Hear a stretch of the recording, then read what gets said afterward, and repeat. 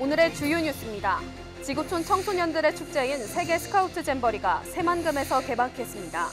전 세계 청소년 4만 3천여 명이 참가해 12일 동안 다양한 체험 활동으로 한국 문화도 경험하고 우정도 쌓아갑니다. 이들 청소년들은 군산과 익산 투어 프로그램에도 참여합니다. 익산시 도시관리공단이 출범식을 갖고 본격적인 경영에 돌입했습니다. 체육관과 주차시설 등 시의 각 부서가 관리했던 공공시설들이 공단으로 통합돼 체계적이고 효율적인 관리가 기대됩니다. 여러분 안녕하십니까? 8월 1일 화요일 종합뉴스입니다. 지구촌 청소년들의 축제인 세계 스카우트 잼버리가 새만금에서 오늘 개막했습니다. 세계 스카우트 잼버리는 우리나라에서는 지난 1991년 강원도 고성에 이어 새만금에서 두 번째로 열리는 건데요.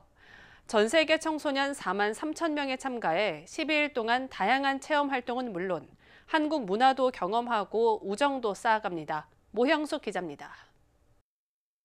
제25회 세계 스카우트 잼버리가 열리는 새만금. 2만 2천여 개의 텐트가 세워지면서 여의도 면적의 3배 크기인 8.84제곱미터 부지는 텐트 도시로 변했습니다.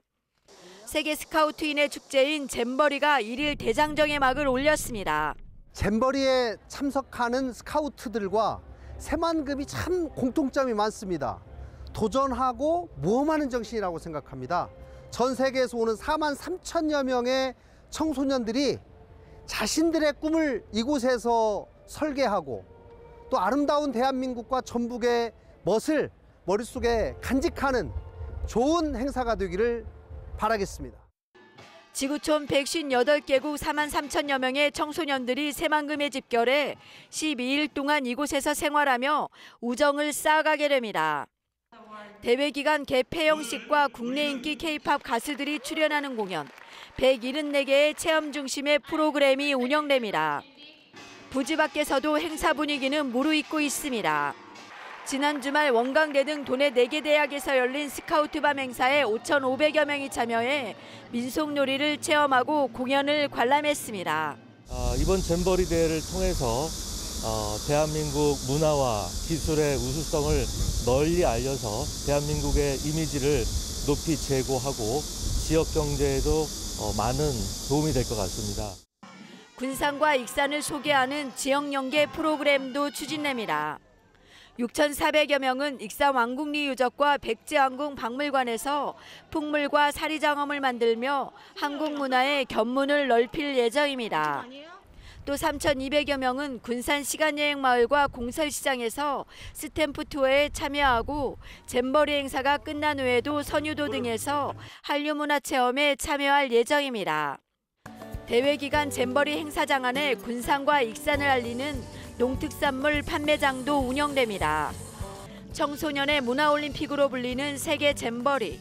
새만금에서 막이 오르면서 축제의 분위기가 고조되고 있습니다. KCN 모영숙입니다. 새만금 자동차 수출 복합센터가 빠르면 오는 11월 착공할 예정입니다. 군산시는 군산 자동차 무역센터가 지난달 26일 새만금 자동차 수출 복합센터 건축 허가를 신청함에 따라 이같이 추진한다고 밝혔습니다. 군산 자동차 무역센터는 이달 안에 토지 매매 계약을 맺고 10월까지 재원 조달 등 사전 절차를 마친 뒤 11월 착공할 계획입니다. 한편 수출복합센터는 지난 5월 시와 사업자가 권한과 책임, 사업 추진 방식 등의 이견을 보이며 난항을 겪어왔습니다. 중국 2차 전지 기업들이 새만금 산업단지에 5조 원을 투자할 것으로 전망됩니다. 전북도에 따르면 지난 4개월 동안 중국 기업과 한국 합작 파트너사들은 5개의 새로운 배터리 공장에 5조 1천억 원을 투자할 것으로 알려졌습니다. 중국 배터리 기업들이 새만금 투자에 나서는 건 미국의 인플레이션 감축법으로 전기차 보조금 혜택을 누리기 위해서인 것으로 분석됩니다. 한우 가공 전문 기업인 K푸드가 국가식품 클러스터 입주 후 매출이 5배 이상 늘어난 것으로 나타났습니다. 한국식품산업클러스터진흥원에 따르면 K푸드는 입주 전인 2019년 10억 4천만 원에서 입주 후인 2021년 53억 원을 넘었습니다. K푸드는 코로나19 이후 온라인 쇼핑몰을 운영하며 사업을 확장시킨 게 도움이 됐다고 밝혔습니다. 한편 K푸드의 자회사인 좋은장터는 국가식품 클러스터의 제조공장 추가 설립에 착수해 내년 상반기 가동할 예정입니다. 도내 85세 이상 초고령 인구 비율이 전국에서 두 번째로 높은 것으로 나타났습니다. 통계청에 따르면 지난해 11월 기준 도내 85세 이상 초고령 인구 비율은 3%로 3.3%인 전남에 이어 전국에서 두 번째로 높습니다. 65세 이상 인구 비율은 23.1%입니다. 혼자 사는 65세 이상 고령자는 전체 가구의 12.8%, 10만 가구로 전국에서 세 번째로 높습니다. 휴교 중인 군산 선유도초가 문여도초로 통합됩니다.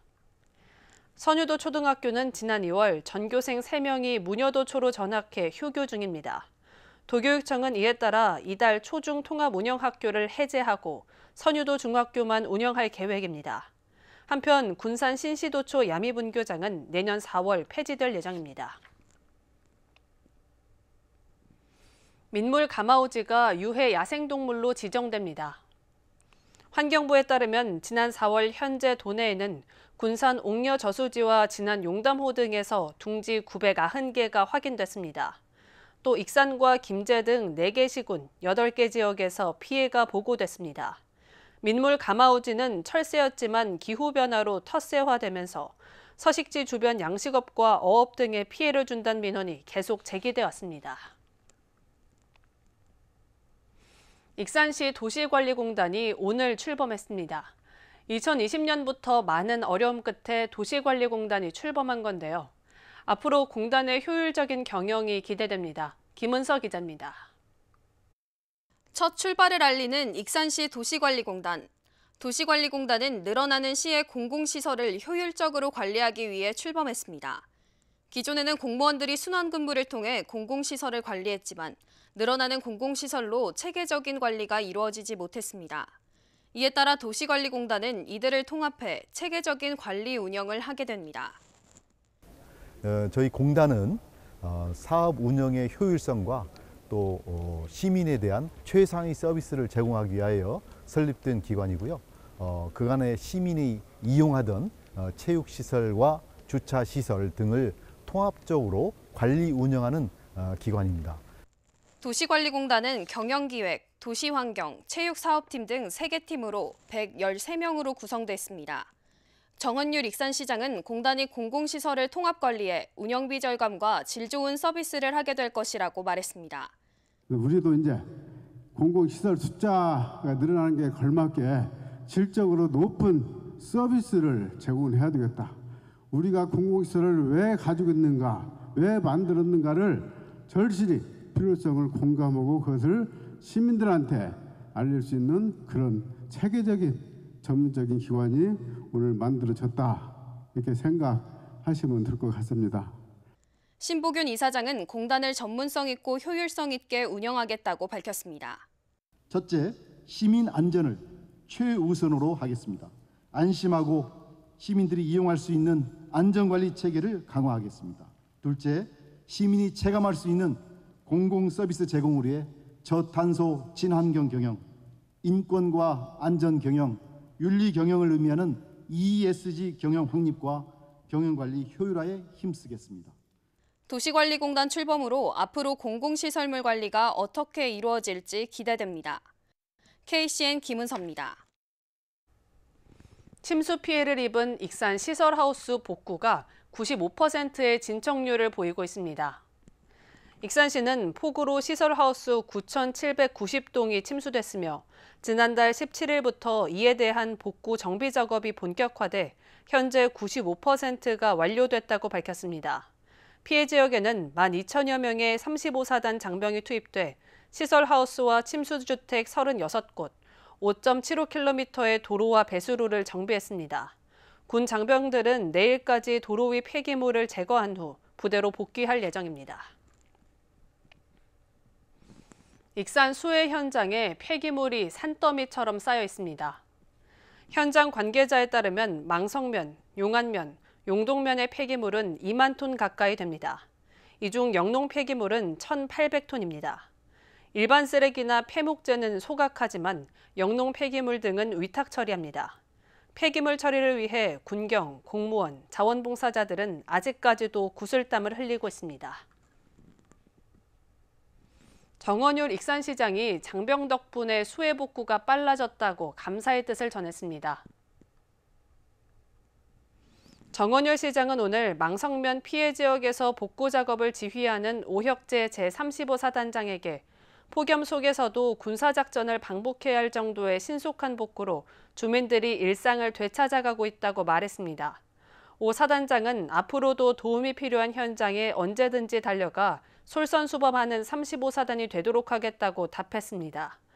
익산은 기록적인 폭우로 4,426헥타르 농지가 침수됐지만 군병력 투입으로 2주 만에 빠르게 안정을 되찾고 있습니다. 지난 7월 집중호우에 따른 피해 보상이 확대됩니다. 중앙재난안전대책본부는 주택 전파 지원금을 평균 2.7배 올려 최대 1억 300만 원까지 지원하기로 했습니다. 또 풍수해 보험 가입자에게는 별도의 위로금을 2,600만 원까지 지원합니다.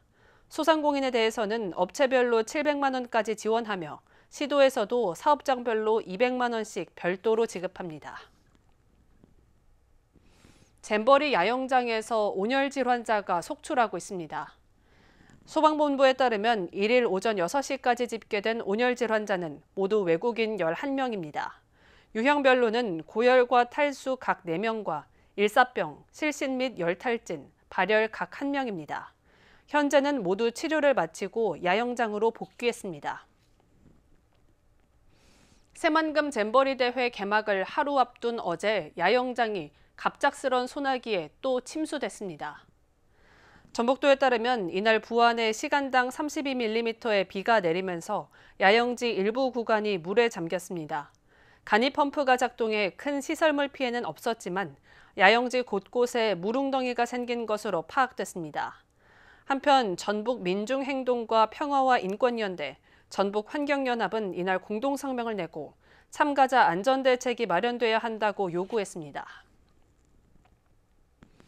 전북도는 전기차 충전시설을 지상으로 옮기기로 했습니다. 도는 화재 예방을 위해 우선적으로 공공시설과 공공주택 지하에 설치된 전기차 충전시설을 지상으로 이전합니다. 공공시설 충전시설 68곳은 내년에, 공공주택 충전시설 3,110곳은 2025년까지 이전할 계획입니다. 이전 사업비로는 도비 31억 3,600만 원, 시군비 73억 1,600만 원 등 모두 104억 5,200만 원이 투입됩니다. 계속해서 전북권 뉴스입니다. 서거석 도교육감이 교사를 지키고 교권을 존중하기 위해 모든 조치를 시행하겠다고 강조했습니다. 서거석 도교육감은 오늘 기자회견을 열고 교권이 흔들리면 수업이 흔들리고 수업이 흔들리면 교육이 흔들린다고 밝혔습니다. 그러면서 약속도 없이 찾아오고 방과 후와 휴일까지 걸려오는 전화, 감정적인 폭언, 반복적이고 상습적인 악성 민원이 선생님을 괴롭히고 병들게 한다면서 악성 민원으로부터 선생님을 보호하겠다고 약속했습니다. 또 교권보호 긴급지원단을 구성해 상담과 조사, 법률, 심리지원 등 원스톱 서비스를 제공하겠다고 강조했습니다. 전북대학교병원 노사가 임금 단체 협약 협상안에 최종 합의했습니다. 전북대병원은 이를 임금 총액 대비 1.7% 인상을 포함해 보건의료노조 전북대병원 지부와 임금 단체 협약을 체결했다고 밝혔습니다. 주요 합의안은 임금 인상안과 가족 돌봄 휴직 및 휴가 신설, 180일 범위 내 병가 휴직 신설, 교대 근무자의 근로시간 및 처우 개선, 응급실 및 콜 근무자 근무 환경 및 처우 개선 등입니다.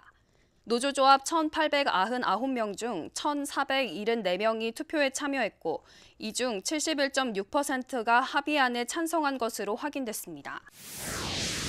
지난 29일 장수군에서 발생한 지진으로 균열 피해 7건이 접수됐습니다. 이를 전북도에 따르면 이날 오전 7시 기준 장수군과 진안군에서 부속 건물 4곳, 담장 2곳, 아파트 1곳에 균열 발생 신고가 접수됐습니다. 지역별로는 장수 5건, 진안 2건이고 인명 피해는 발생하지 않았습니다. 한편 이번 지진은 올해 한반도와 주변 해역에서 발생한 지진 가운데 규모가 세 번째로 큽니다. 지금까지 전북권 뉴스 김은서입니다. 군산의 아파트 미분양 물량이 늘어난 것으로 나타났습니다. 국토교통부에 따르면 지난 6월 말 기준 군산의 아파트 미분양 물량은 2,294가구로 전달 2,257가구보다 37가구 늘었습니다. 같은 기간 도내 전체 미분양 물량은 4,004가구이며 이 가운데 57.2%가 군산의 미분양 아파트입니다. 지역별로 보면 익산 1,028가구, 전주 87가구 등입니다. 익산 시민 아카데미가 최종 발표의 심사를 통해 6팀을 선정했습니다. 시민 아카데미는 춘포로 갑시다, 지구방위대, BTP 등 6팀에게 대상, 최우수상, 우수상 등을 수상했습니다. 대상을 받은 춘포로 갑시다 팀은 춘포 내 관광 코스에 자전거 우선도로를 설치하고 동산 인화동 문화유산을 관광하는 전략을 제시해 높은 평가를 받았습니다. 한편 시민 아카데미는 시민, 시의원, 공무원 등이 함께 정책을 발굴하는 시민 참여 프로그램으로 올해 14번째로 열렸습니다. 군산 3.1운동 100주년 기념관에서 대한민국 임시정부 사진전이 개최됩니다. 이번 전시는 1일부터 독립기념관의 협조로 개최됩니다. 전시에서는 임시정부 청사, 파리 강화회의 대표단, 윤봉길 의사의 한인 애국단 입단 등 대한민국 임시정부의 활동사진 20점을 볼 수 있습니다. 또 태극기 만들기, 만세운동 전파 등 체험 프로그램이 마련돼 있습니다. 국립익산박물관 제3대 관장에 김울림 전 국립춘천박물관장이 임명됐습니다. 김울림 신임관장은 서울대학교 서양학과 학사와 홍익대학교 대학원 미술사학 석박사 과정을 마쳤습니다. 또 1998년 국립중앙박물관 미술부 학예연구사를 시작으로 국립춘천박물관장 등을 역임했습니다. 한편 최응선 전 관장은 국립중앙박물관 학예연구실 유물관리부장으로 자리를 옮겼습니다. 군산시는 생생직업체험교실 참여자를 모집합니다. 직업체험은 오는 9월부터 11월까지 초등학생을 대상으로 진행됩니다. 운영시간은 저학년 오전 2차례와 고학년 오후 2차례로 주 4회 운영합니다. 각 반마다 선착순 12명 모집이며 참여 신청은 오는 21일 10시부터 홈페이지를 통해 가능합니다. 다음은 우리 동네 소식입니다.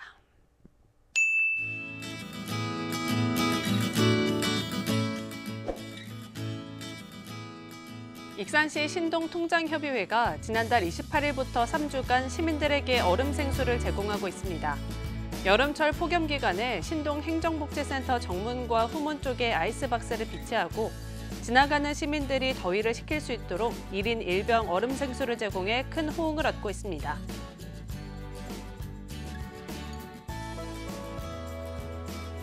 군산시 대야면에 자리한 농민 농약백화점과 해빈농장이 착한 가게에 가입했습니다.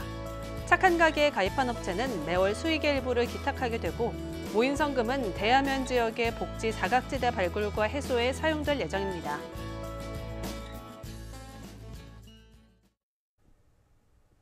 이어서 내일의 날씨입니다.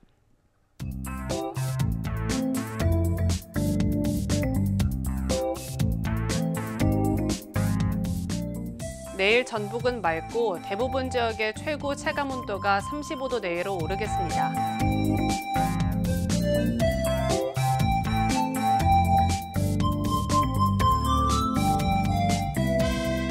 내일 도내 기온은 20도에서 출발해 36도까지 오르겠습니다.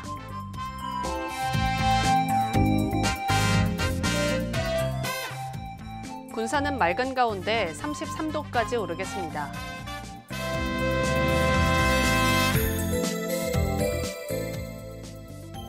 익산도 맑은 가운데 34도까지 오르겠습니다.